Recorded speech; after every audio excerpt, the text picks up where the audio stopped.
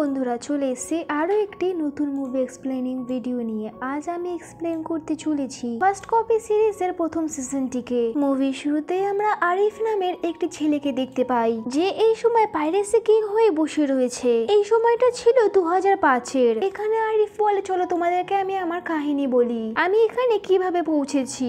এরপর কাহিনী 5 বছর আগে যায়, যেখানে আমরা আরিফকে দেখতে পাই যে গানগুলোকে অন্য ক্যাসেটে ভরে সেগুলোকে বিক্রি করত, কিন্তু দোকান থেকে বেরিয়ে বিক্রি করার জন্য আরিফকে পুলিশে ধরে নেয়। এরপরে আমরা আরিফকে জেলে দেখতে পাই, যে জেলে কাবাব বানাচ্ছিল, কারণ আরিফ এখানে জেলে কিভাবে সার্ভাইভ করতে হতো সেটা সে ভালো করে জানতো। তাই সে এখানে সব থেকে বড় ক্রিমিনাল ইয়াসিন ভাইয়ের কাছে কাবাব নিয়ে আসে। আর এখানে আমরা জানতে পারি নিজের হাতের তৈরি কাবাব খাবিয়ে খাবিয়ে আরিফ ইয়াসিনের সাথে বন্ধুত্ব করে নিয়েছে। ইয়াসিনও তখন তাকে বলে, বাইরে যদি কখনো তোমার আমাকে প্রয়োজন হয় তাহলে শুধু আমাকে একবার মনে করে নিও। তার কিছুক্ষণ পর জেলার আরিফকে তার কাছে ডাকে এবং তাকে বলে, তোমার বেল হয়ে গেছে, যাওয়ার আগে একবার তুমি আমাকে তোমার হাতে তৈরি কাবাব খাবিয়ে দিয়ে যাও। তার সাথে সে আরো বলে যে তোমার বেল তো সকালেই হয়ে গেছিল, কিন্তু আমি ভাবলাম আমি তোমার হাতের কাবাব খেয়ে নি, তারপরে তোমাকে যেতে দেবো। এইটা শুনে আরিফ রেগে যায়, এই আমাকে এতক্ষণ ধরে আটকে রেখেছিল। তাই সে জেলারের কাবাবের মধ্যে বেশি চাটনি দিয়ে দেয়,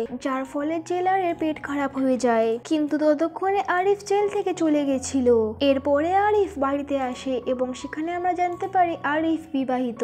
তার বউয়ের নাম আফরিন। তার সাথে সাথে সে তার বাবার সাথে একটা খুলিতে থাকতো। আরিফের মা ছোটবেলাতেই মারা গেছিল।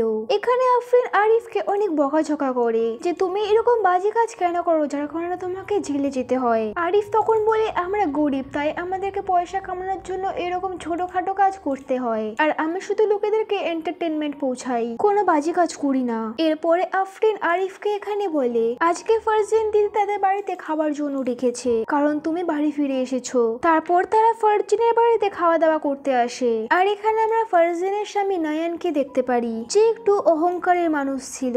এরপরে আফরিন যখন ফারজিনের সাথে ছিল তখন ফারজিন তাকে বলে, আরিফকে কন্ট্রোলে রাখার জন্য তোমার কাছে আসতে দিও না, তার সামনের শর্ত রেখে দিও যে আমার কাছে আসতে হলে তোমাকে ভালো রাস্তায় চলতে হবে। এদিকে আরিফকে নয়ন বলে, আমার ওয়াকম্যানের কাজ রয়েছে, তুমি একটা কাজ করো, কালকে থেকে ওয়াকম্যান বিক্রি করা স্টার্ট করে দাও। এতে আরিফ মানা করে দেয় এবং বলে, ওয়াকম্যান কেউ কেনে না, তাহলে সেটা আমি কিভাবে বিক্রি করব। কিন্তু তার বাবা বলাতে সে রাজি হয়ে যায়। এর পরের দিনে আমরা আরিফকে ওয়াকম্যান বিক্রি করতে দেখি, যেখানে তার সাথে তার বন্ধু প্রবীণও ছিল এবং তারা দুজনে মিলে একসাথে একটা ওয়াকম্যান বিক্রি করতে পারেনি, কারণ এগুলোর দাম অনেক বেশি ছিল এবং মালগুলো লোকাল ছিল। তখন প্রবীণ বলে, এই ধান্দাটা আমাদের জন্য নয়, আমাদেরকে অন্য কিছু ভাবা উচিত। তখন আরিফের ব্র্যান্ডিং এর আইডিয়া আসে এবং পরের দিন এসে সেই ওয়ার্কম্যান গুলোকে নতুন ব্র্যান্ডিং করে আনে, যেমন এগুলো যেন কোনো বাইরে থেকে ইম্পোর্ট করে এসেছে। এইটা দেখে প্রবীণও অনেক বেশি অবাক হয়ে গেছিল যে আরিফ কত চালু একজন। তারপর আরিফ বিকেল পর্যন্ত সমস্ত কিছু বিক্রি করে বাড়িতে ফেরে এবং আফরিনের জন্য সেই গিফটে একটা পায়ের তোড়া এনেছিল। এইটা দেখে আফরিন খুশি হয়ে যায়। তখন সেখানে নাইম এবং ফারজিন আসে, আর নাইম অনেক বেশি রাগের মাথায় ছিল, কারণ আরিফ তো মালপত্র সব বিক্রি করে দিয়েছে, কিন্তু এই সমস্ত কিছু পুলিশ জানতে পেরে গেছে, যে কারণে নাইম ফেসে যাচ্ছিল ফেক মালপত্র বিক্রি করার জন্য। তারপরে আরিফ এখানে যত টাকা কামিয়েছিল সেগুলো সব ফেরত দিয়ে দেয়, আর আফরিনের জন্য আনা গিফটটাকেও ফেরত দিয়ে দেয়, যে আমি তোমার সুদে কাজ করবো না, তুমি যাও তোমার ধান্দা দেখো। এরপর রাত্রেবেলা আরিফের সাথে কথা বলতে তার বাবা আসে এবং তাকে বোঝায় যে কোনো একটা ভালো কাজ করতে, কারণ পয়সার জন্য তুমি তোমার যে সম্মানটাকে ছোট করো সেটা আমার ভালো লাগতো না। কিন্তু আরিফ বলে, আমি আর কোনো কাজ পারি না, আর আমাকে কাজ দেবেই বাকে। তখন তার বাবা তাকে বলে, একটা প্রডিউসারের কাছে একটা ছেলের প্রয়োজন, তুমি সেখানে চলে যাও, কম পয়সা কামাবে কিন্তু শান্তিতে থাকতে পারবে। এতে আরিফও রাজি হয়ে যায়। এর পরের দিন আমরা কুমার নামের একজন বড় প্রডিউসারকে দেখতে পাই, যে একজন অহংকারী এবং সাংকি মানুষ ছিল এবং তার নিচে সমস্ত কাজ করা লোকেদেরকে সে নিচু করে দেখতো। এরপর আফরিন তার অফিসে কাজ করার জন্য আসে এবং সে কাজ পেয়ে যায়। এখানে কুমারের পিএস এসে তাকে সমস্ত কাজ বুঝিয়ে দেয়। তার সাথে সাথে সে আরো বলে যে স্যার এক্ষুনি আসতে চলেছে, তুমি তার সামনে এসো না যতক্ষণ না সে পুজো করে নিচ্ছে, কারণ সে এই সমস্ত কিছুতে অনেক বেশি মানতো। তারপরে আমরা কুমারকে দেখতে পাই যে একজন রাইটারকে বকছিল। আসলে কুমার রাইটারকে পুরো হলিউড মুভির কপি করতে বলেছিল, কিন্তু রাইটার সেটাকে নিজের স্টাইলে লিখতে যাচ্ছিল, যার কারণে কুমার থেকে কাজ থেকে বের করে দেয়। তার সাথে সে আরো বলে যে পরবর্তীকালে দেখবে এরকম মুভি আসবে বিদেশিদের থেকে কপি করে। এরপরে আরিফ যখন একদিন সবাইকে চা দিচ্ছিল তখন সে দেখতে পায় কুমারের সাথে দেখা করতে এখানে সবথেকে পপুলার অ্যাক্ট্রেস মোনা এসেছে। আর আরিফ মোনার অনেক বেশি বড় ফ্যান ছিল এবং সেখানে গিয়ে সে মোনার সাথে দেখা করে এবং তার স্টাইলে তাকে প্রশংসা করে। তখন সেখানে কুমার আসে এবং সে আরিফকে স্টোর রুমে পরিষ্কার করার জন্য পাঠিয়ে দেয়। তারপরে আরিফ স্টোর রুমে রজনীশ নামের একজনকে দেখতে পায় যে কুমারের জন্য কাজ করত।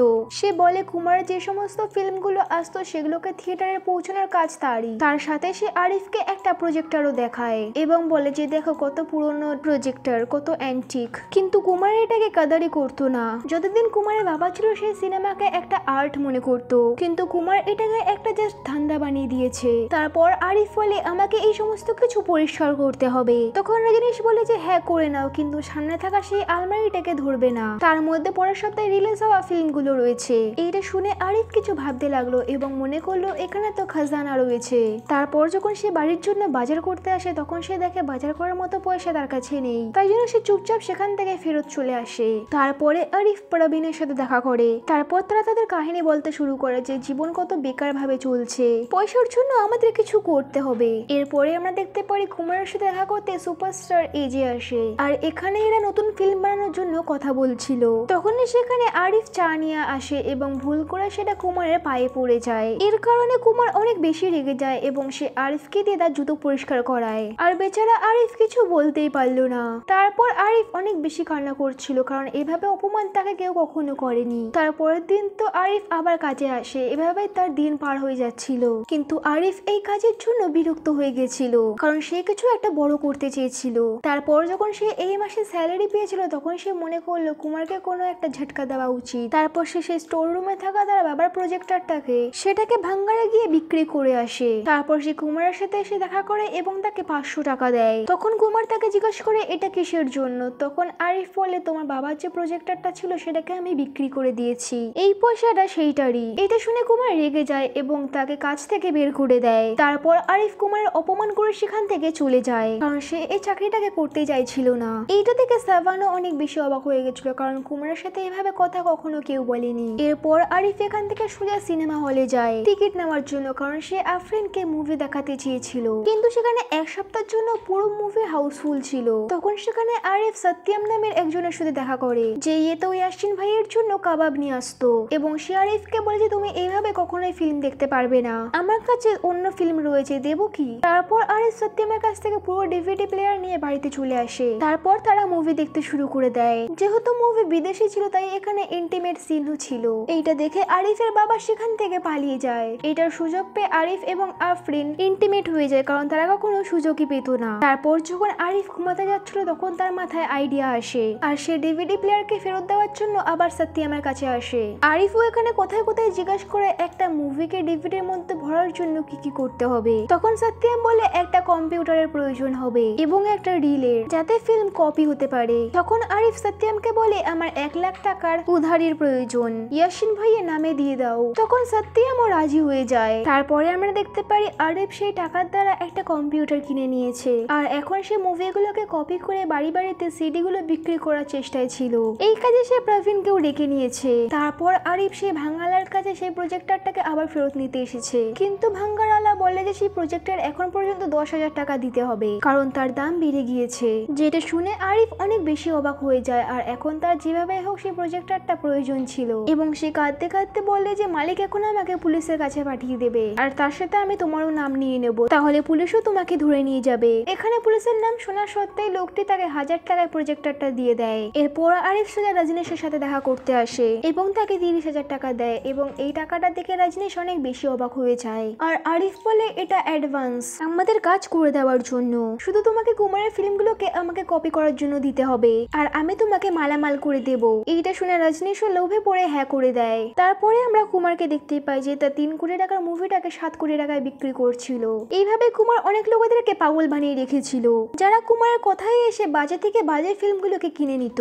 এখানে রজনীশ এসে আরিফকে বলতো যে আমি তোমাকে রিলস তো এনে দেবো, কিন্তু ওই কুমার এডিটে কিছু ছেড়খানি করেছে, সেই কারণে রিল এখন সোজা থিয়েটারে আসবে আর আমাদের কাছে কপি করার সময় থাকবে না। তখন সে বলে একটা কাজ করো, যখন এই মুভিটা একটু পুরনো হয়ে যাবে তখন সেটাকে আমরা সিডের মধ্যে দিয়ে দেবো। কিন্তু আরিফ তাকে মানা করে দেয় এবং বলে মুভি তো আগুনের মতো, আমাদের তো লাভ সেখান থেকেই হবে, সেই জন্য আমাদের এই মুভিটিকে কপি করতে হবে। তারপর তারপর আরিফ বলে যে থিয়েটারে 2 ঘন্টা আগে মুভি চলে আসবে, তখন সেই সময় সেটাকে আমরা কপি করে নেব। তারপরে আরিফ কপি করতে শুরু করে দেয়, কিন্তু এখানে তো অর্ধেক ফিল্মই কপি হয়েছিল।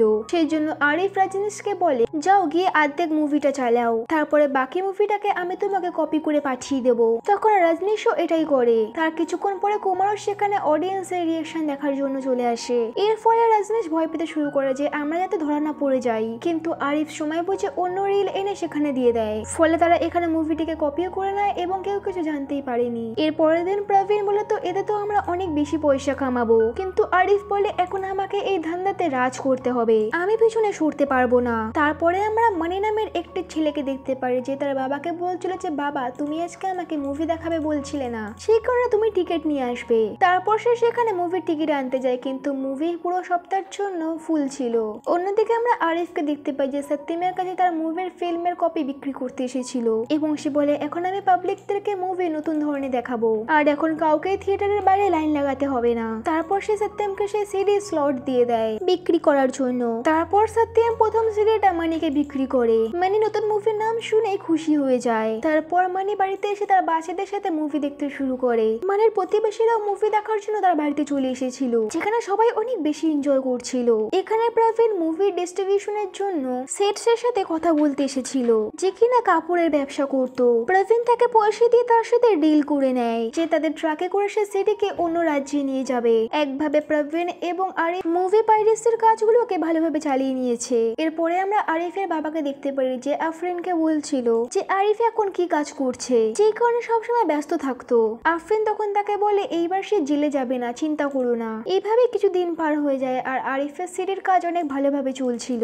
এরপরে আরিফ একদিন আফরিনকে নিয়ে বাইরে খেতে যায়। তখন আফরিনের ওয়াশরুমে যাওয়ার ছিল, তখন তারা তাজ হোটেল দেখতে পায়, তাই জন্য সে আফরিনকে সেখানে পাঠিয়ে দেয়। তখনই সেখানে মোনা আসে, যাকে সেই ইভেন্টে ডাকা হয়েছিল, কিন্তু গার্ড তাকে বলে যতক্ষণ না আমি পারমিশন পাচ্ছি আমি তোমাকে ভিতরে যেতে দিতে পারবো না। তখন সেখানে আরিফ আসে এবং গার্ডকে পয়সা দিয়ে বলে যে ভাই জিতে দাও, ইনি অনেক বড় একজন স্টার। এখানে মোনাও তাকে চিনতে পেরে যায় এবং সে মনে করে এই কুমারের কাছে কাজ করত। তখন সেখানে সাবানও এসে মোনাকে নিয়ে যাচ্ছিল। এইভাবে একভাবে বলা যেতে পারে যে মোনা আফরিনের মুখটাকে মনে করে নিয়েছে। এর পরের দিন আমরা কুমারকে দেখতে পাই যে তার মুভিটাকে একজন ডিস্ট্রিবিউটরের কাছে বিক্রি করতে এসেছিল, কিন্তু সে তো মুভি নেওয়ার জন্য মানা করে দেয়। সে বলে আপনার মুভি তো আগের সপ্তাহে সিডিতে বিক্রি করা হয়, সে কারণে আমি এই মুভিটাকে নিয়ে আমার ক্ষতি করতে পারি না। যেটা শুনে কুমার অনেক বেশি অবাক হয়ে যায় এবং ভাবতে লাগলো তার মুভিটাকে কে কপি করছে। এরপরে কুমার সোজা কমিশনারের কাছে আসে এবং তার প্রবলেম বলে এবং বলে তার মুভিগুলোকে সিডিতে বিক্রি করা হচ্ছে। তখন কমিশনার তার হোনার অফিসার সঞ্জয়কে এই কেসটিকে সলভ করার জন্য দেয়, কিন্তু সঞ্জয় বলে যে আমি তো সেই ডন রঞ্জনকে ধরতে চাই আর আপনি আমাকে এই কেসটা দিয়ে দিয়েছেন। কিন্তু কমিশনার বলে বলিউডের কেস অনেক বেশি বড় হয়, তাই জন্য তুমি এই কেসটিকে সামলাও। অন্যদিকে আরিফ নতুন ঘর নিয়ে নিয়েছিল, সেজন্য সে তার বাবাকে বলছিল তোমরা সেই বাড়িতে চলো, কিন্তু তার বাবা মানা করে দেয় এবং বললে যে না আমি এখানেই শান্তি পাই, তুমি এমনটা করো আফরিনকে তোমার সাথে নিয়ে যাও, আমি এখানে ঠিক রয়েছি। তখন আফরিনও রাজি হয়ে যায়, তখন আরিফও রাজি হয়ে যায়। এরপরে আরিফ তার জন্য একটা সেকেন্ড হ্যান্ড গাড়ি নিতে আসে। তখন সে জানতে পারে এই গাড়িটি মোনার ছিল যে এটাকে বিক্রি করছিল। তখন সে মোনার নাম শুনতে গাড়িটিকে নিয়ে নেয়। আসলে আরিফ পাইরেসি করে অনেক বেশি ইনকাম করছিল। তারপর একদিন মোনা যখন কোথাও যাচ্ছিল আরিফ তখন তাকে দেখে তাকে লিফট দিতে আসে। তখন মোনাও তার গাড়িটিকে দেখতে পেয়ে সেখানে বসে যায়। আরিফ তখন তাকে জিজ্ঞাসা করে তুমি এত ভালো গাড়িটিকে কেন বিক্রি করেছো? তখন মোনা বলে এখন আমার কাজ পাওয়া বন্ধ হয়ে গেছে, শুধু ইন্ডাস্ট্রিতে এখন ইয়ং মেয়েরাই কাজ পায়, সেই কারণে আমার খরচা চালানোর জন্য আমাকে এটা করতে হয়েছে। তখন মোনা তাকে জিজ্ঞাসা করে তুমি কি করো? আরিফ তখন বলে আমি লোকের কাছে এন্টারটেনমেন্ট পৌঁছাই। তখন মোনা এটা বুঝতে পেরে যায় যে এই সিডির মধ্যে মুভি কপি করে বিক্রি করে, কিন্তু এখানে মোনার আরিফের কথা ভালো লাগে, তাই জন্য এখানে তাদের বন্ধুত্ব হয়ে যায়। এরপরে যখন আরিফ রাইমের সাথে এসে দেখা করে তখন রাইম বলে তোমার সিডির বিজনেসটা তো ভালো, আমার একজন পার্টনার রয়েছে গুরু, সে তোমার সাথে দেখা করতে চায়। তখন আরিফও রাজি হয়ে যায়। অন্যদিকে সঞ্জয় ও কুমারের মুভি কপি করার পিছনে হাত ধুয়ে পড়ে রয়েছে। অন্যদিকে রাইম আরিফকে নিয়ে গুরুর কাছে আসে এবং তাকে বলে আমার এই ধান্দার ব্যাপারে তোমার বোনকে বলো না, সে এই সমস্ত কিছু জানতো না। তারপর আরিফের সাথে গুরু দেখা করে এবং তাকে বলে আমার তোমার সিডির ধান্দাটাকে পছন্দ আর আমি তার মধ্যে পার্টনার হতে চাই, কিন্তু আরিফ মানা করে দেয়। এখানে গুরু আরিফকে ধমকানো শুরু করে, কিন্তু রাগের মাথায় আরিফ এখানে নাইমকে চড় মেরে সেখান থেকে চলে যায় আর এটাকে দেখে গুরু অনেক বেশি অবাক হয়ে যায়। এরপরে আমরা সঞ্জয়কে রাঘিনী নামের একটি লেডির শোতে দেখতে পাই, যে একজন রিপোর্টার ছিল এবং সঞ্জয়ের গার্লফ্রেন্ডও। এখানে তারা সেই ফিল্ম পাইরেসির কথা বলছিল। এরপরে আমরা মানিকে দেখতে পাই যে থিয়েটারে যাওয়া বন্ধ করে দিয়েছে, আর সে সবসময় বাড়িতে সিডি এনে মুভি দেখতো।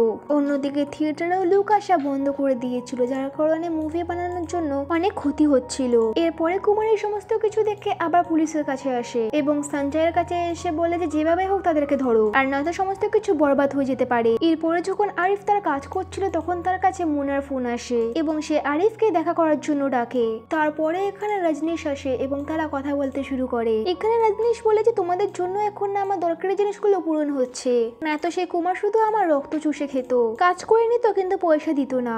তখন আরিফ বলে তোমার কোনো পয়সার কমতি হবে না। এদিকে সঞ্জয় পাইরেসি করার লোকেদেরকে ধরার জন্য জাল বিছিয়ে দিয়েছে, কারণ সে প্রত্যেকটা ফরম্যাটে একটা করে দাগ বসিয়ে দিয়েছে যাতে তারা জানতে পারে যে পাইরেসি কোন প্রিন্ট থেকে হচ্ছে।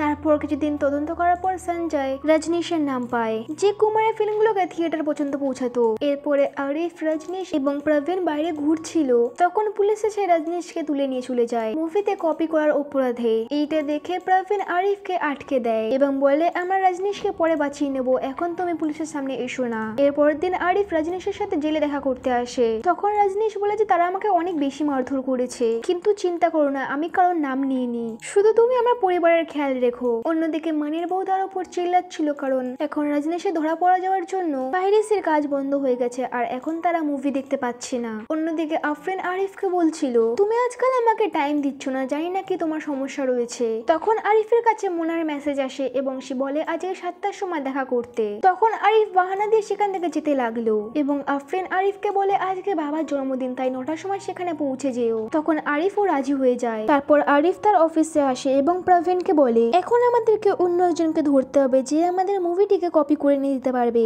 তারপরে আরিফ এখান থেকে শুধু মুন্নার সাথে দেখা করতে আসে এবং মোনা বলে যে আমি নতুন ফিল্মে চান্স পেয়েছি, শুধু এখন সেটা তৈরি করছি। তারপর এখানে তারা অনেক বেশি গল্প করে, কোথাও না কোথাও মুন্না তাকে পছন্দ করা শুরু করে দিয়েছে। অন্যদিকে আফরিন এবং নাইম তার জন্য অপেক্ষা করছিল বার্থডে সেলিব্রেট করার জন্য, কিন্তু আরিফ আসে না। নাইমা তাকে বলে আরিফের ওপর খেয়াল রাখো যাতে সে অন্য মহিলা চক্করে না পড়ে যাক। অন্যদিকে আরিফ তো এখনো মুনার সাথেই ছিল। অন্যদিকে আমরা কুমারকে দেখতে পাই যে সাবানকে বলছিল পাইরেসি যখন থেকে ধরা পড়ে গেছে তখন থেকে ইনভেস্টর আরো বেশি পয়সা লাগাতে চলে এসেছে, সেই কারণে আমি মুনার বদলে অন্য কাউকে ফিল্মে নিতে চাই, কারণ সে তো এখন পুরনো হয়ে গেছে। এই কথাটা বাইরে বসে মোনা শুনতে পেয়েছে যে ফিল্মের জন্য কথা বলতে এসেছিল এবং সে সেটা শুনে সেখান থেকে রাগের মাথায় চলে যায়। এরপরে মুন্না সোজা আরিফের কাছে আসে এবং তাকে বলে যে ভবিষ্যতে আসা 3টে মুভি ছিল। তখন মোনা বলে কুমার বোর্ডের হেড, তাই কুমার প্রত্যেকটা প্রডিউসারকে তার মুভি রিলিজ হওয়ার আগে দেখতে দেয়, তাই এটা টেবিলে পড়েছিল তাই আমি তুলে এনেছিলাম। এটা শুনেই আরিফ সেই 3টে মুভিকে কপি করতে শুরু করে দেয় যে কাজটি আবার শুরু হবে। এরপর দিন যখন আরিফ বাড়িতে আসে তখন আফরিন তার উপর রেগেছিল যে কালকে সে বার্থডেতে আসেনি। তখন আরিফ কাজের বাহানা দিয়ে দেয় এবং সে আফরিনকে নতুন মুভির ফিল্ম দেয় এবং তাকে বলে কালকে আমি এর জন্যই বিজি ছিলাম। এই প্রিন্ট দেখে সে তার অনেক বেশি প্রশংসা করে এবং তাকে বলে এটা কত পরিষ্কার কোয়ালিটি। এটা শুনে আরিফের আইডিয়া আসে এবং সে প্রবীণকে ফোন করে বলে যে সেন্সর বোর্ডদেরকে ফোন করো, এখানে ফিল্মের সাথে সেটিং হতে পারে কিনা, এখন আমরা সেটা দিয়ে ধান্দা করব। অন্যদিকে আমরা কুমারকে দেখতে পাই যে একজন সুপারস্টারের মেয়েকে তার কাজের জন্য হায়ার করেছে এবং সে তার সাথে কথা বলছিল তার ফিল্মে নেওয়ার জন্য। এখানে প্রবীণ সেন্সর বোর্ডের হেডের জন্য খোঁজ করতে লাগছিল আর সে এখানে দারোয়ানকে পয়সা দিয়ে সমস্ত ডিটেলগুলোকে বের করে নেয়। সেখানে সে দুটো নাম জানতে পারে, পৃথিবী এবং সাদানন্দ। এই সেন্সর বোর্ড থেকেই ফিল্মগুলোকে পাস করা হতো।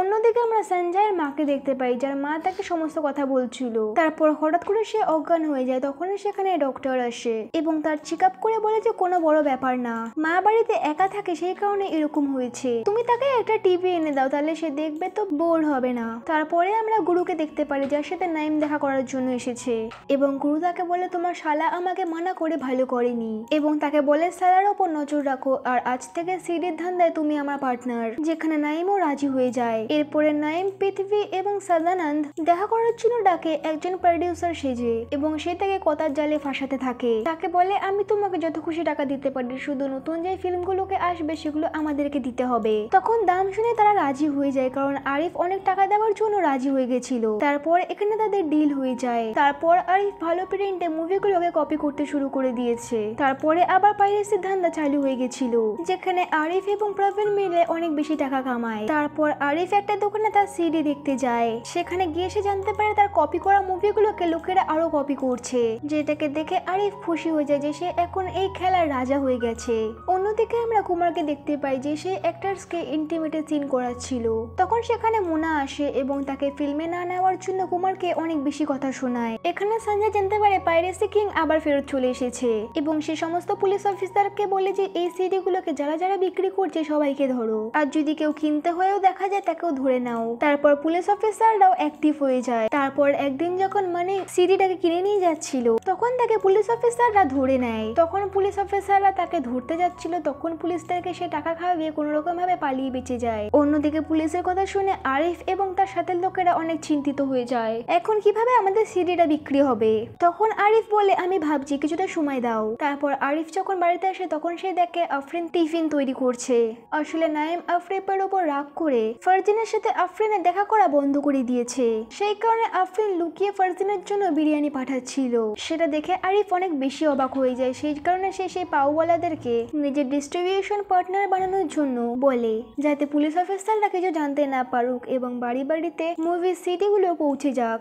এরপরে আরিফের সাথে দেখা করতে মোনা আসে আর তারা এখানে অনেক বেশি কথা বলে। তারপর তারা কিস করতে যাচ্ছিল তখন সেখানে প্রবীণ চলে আসে। সে এসে বলে এখানে পৃথিবী পয়সা নিতে এসেছে। তারপর আরিফ তাকে পয়সা দিয়ে দেয়, কিন্তু এই ব্যাপারটা প্রবীণ পছন্দ করলো না। সে পয়সা দেওয়ার আগে আরিফ একবারও আমার কথা ভাবলো না। তারপর আরিফ বাইরে এসে মোনার সাথে কথা বলতে লাগলো এবং তারা দুজন মুভি নিয়ে কথা বলছিল। মোনার কথা শুনে এখানে আমরা বুঝতে পারি সে আরিফকে ভালোবাসতে শুরু করেছে। তখনই সেখানে বৃষ্টি শুরু হয়ে যায় এবং মোনা আরিফকে কিস করে নেয়, আর আরিফও তার উপর কন্ট্রোল করতে পারেনি। কিছুক্ষণ পরে সেখানে প্রবীণ আসে এবং এসে বলে আফরিন এসেছে। তারপর আরিফ দৌড়ে আফরিনের কাছে যায় এবং বাহানা দেওয়া শুরু করে যে এতক্ষণ সে কোথায় ব্যস্ত ছিল। তারপরে আমরা দেখতে পারি কুমারের নতুন ফিল্ম থিয়েটারে চলে এসেছে আর সেই ফিল্মে লোকেদের বাড়িতে পৌঁছে গেছিল। এরপর সেই মুভিটাকে তার ফ্যামিলিতে চালায়, কিন্তু কুমার এই মুভিতে অনেক অ্যাডাল্ট সিন দিয়েছে আর এইটা দেখে সবাই অনেক বেশি অবাক হয়ে যায়। তারপরে এই খবরটা সঞ্জয়ের কাছে পৌঁছয়। আসলে সেন্সর বোর্ডরা কুমারের ফিল্মের অ্যাডাল্ট সিনগুলোকে কেটে দিয়েছে, কিন্তু সেটা সিডির দ্বারা লোকেদের বাড়িতে পৌঁছে গেছে। অর্থাৎ এই সমস্ত কাজগুলো সেন্সর বোর্ডের থেকে হচ্ছিল। সে কারণে পুলিশ সবার আগে সদানন্দকে অ্যারেস্ট করে এবং রাগনিকে পাঠায় পৃথিবীর ইন্টারভিউ নেওয়ার জন্য। তখন রাগনি এখানে পলিসি এজেন্ট হয়ে এসেছিল এবং সে তার কথার জালে তাকে ফাঁসিয়ে নেয়। তখন পৃথিবীও তার সামনে 1 লাখ টাকা পলিসি করার জন্য বলে। সেই কারণে এখানে কনফার্ম হয়ে যায় যে পৃথিবীও এর মধ্যে যুক্ত রয়েছে। আর এই সমস্ত কিছু রাগনি তার ক্যামেরায় রেকর্ড করছিল। সেই ফুটেজটা সঞ্জয় দেখছিল আর রাগনি সেখানে আরিফের নাম নেয়, যেখানে সঞ্জয়ের কান খাড়া হয়ে যায়। তারপরে আমরা দেখতে পারি আরিফ যখন আফরিনের সাথে ছিল তখনই তার সাথে দেখা করতে সঞ্জয় আসে। তখন খবরে আসে পাইরেসি কিং ধরা পড়ে গেছে এবং তার কিছু বছরের জন্য জেল হয়েছে। এখানে সিজন 1টি শেষ হয়ে যায়। এক্সপ্লেনেশনটা যদি ভালো লেগে থাকে তো ভিডিওটাকে একটি লাইক এবং চ্যানেলটিকে সাবস্ক্রাইব করে নেবেন। দেখা হচ্ছে নেক্সট মুভি এক্সপ্লেনিং ভিডিওতে। ততদিনের জন্য ভালো থাকুন, সুস্থ থাকুন।